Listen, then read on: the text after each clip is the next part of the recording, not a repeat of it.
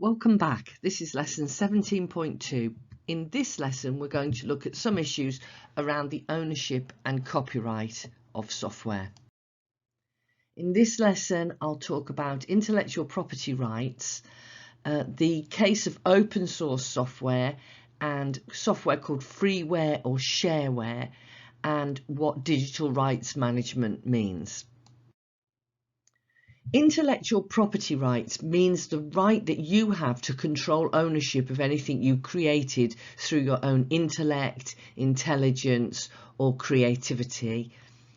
The laws that control this type of ownership are called intellectual property rights. So that would be, for example, the ownership you have over a song that you've invented, that you've written, a book or poem that you've written, or software that you've made through your own ideas.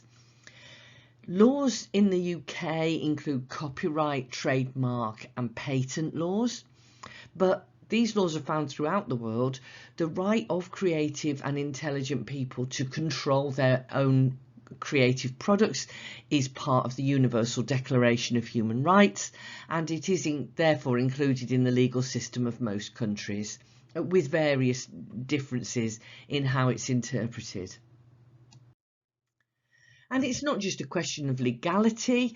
All software, which is the case that I'm talking about in this presentation, all software represents work done by programmers, people like you, and the IPR, the intellectual property rights to control of that software, is held by the programmer or by the company that employs them, which is how their wages get paid. Now, people who do this work deserve some kind of financial reward. They have to live in the same world as we do, where things have to be bought with money, and if they're going to do the work, they have to somehow get that money. Otherwise, software just won't be created because nobody will be able to spare time to do it. However, as we know, in the computer age, it's quite easy to make quick copies of software and other types of content. So this includes movie makers, people who make music and so on. And the very ready copyability of digital content has made the enforcement of IPR rights much more difficult in the world. And it's an ongoing debate. And I don't suggest that I'm going to solve it here. I'm just going to mention some of the issues arising. One of the ways that IPR has been dealt with is for some programmers to offer some of their products under something called open source. And what that means is that they make the code itself available, not just the software, but the code, and other people can read it, adapt it, work with it. And so it becomes this worldwide collaborative project to develop and improve software. And Python itself has been developed and enhanced because lots of people across the world have collaborated on building improvements to Python. So that is a real thing. But software that's not part of this initiative, you don't have those rights. So be aware of it as a thing, and a very constructive thing, but it doesn't mean that the whole idea of copyright and intellectual property rights has gone out the window. These are certain very specific cases.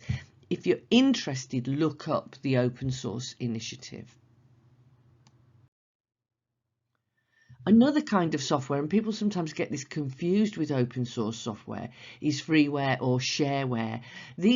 These types of software are usually produced by commercial organisations. They're not open source, so you don't have the right to see the initial code, and you don't have the right to edit it or repurpose it or sell it on to anybody else, but they may offer you the chance to use it for free, sometimes for a limited time. Like you could use it for free for 6 months, and then if you find that you like it, you can pay at that point, or size limited. So for example, you might be able to set up a free website with just 1 or 2 pages, but if you want to make it into a larger commercial website, then you've got to pay.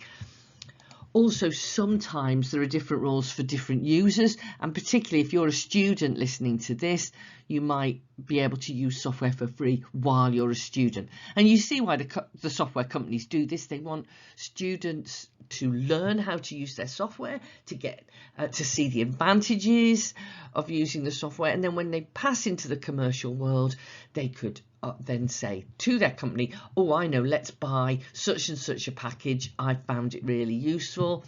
And for commercial use, where software is being used on a large scale by a company to make a profit, then the company would expect to get some payment at that stage. So these are all ways that you could have perfectly legal and helpful access to software without having to pay a huge amount of money. This leaves a whole set of software where you're not allowed to use it, and this applies to software, and it also applies to digital content like movies or music and so on. And there is a kind of arms race really between the manufacturers, the producers of content, and people who are trying to get hold of that content for free. And the technologies that are being used to prevent people making copies, pirating it as we call it, is called DRM, or digital rights management. So for example, you might have to authenticate your download, and then the company will monitor that that software isn't being used on any other systems.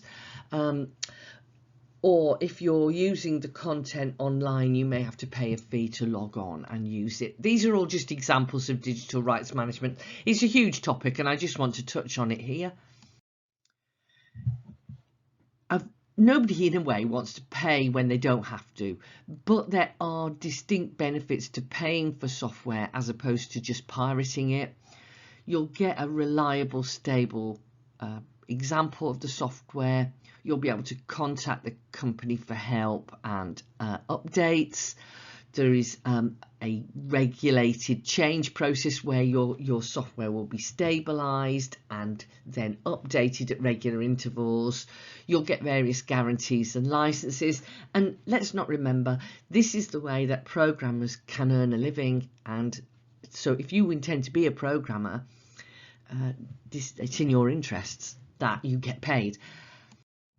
So this has been a very quick overview of the topic, but just to recap, we looked at what intellectual property rights are, how open source initiatives allow you to see the code that underlies software and make use of it. Freeware and shareware are more restrictive, but they're commercial, legal ways of accessing software for free or at low cost. And DRM is the technology that limits the pirating of digital content. So later in the year, or if you're seeing this on YouTube later on when I get round to posting the video, I'll do a bit more about some of the legal and ethical issues around software. Meanwhile, read up on this subject. If you're my student, I've provided some links on the Moodle, but Google any of the terms that I've used and you'll find out more. There's some quite good stuff on Wikipedia. And this is homework. Just think about the commercial and ethical and legal status of any software decisions you make. Of course, it's an extremely varied world out there, and just look at what is allowed or not allowed. Okay, so I hope that was helpful, and I'll see you next time. Bye for now.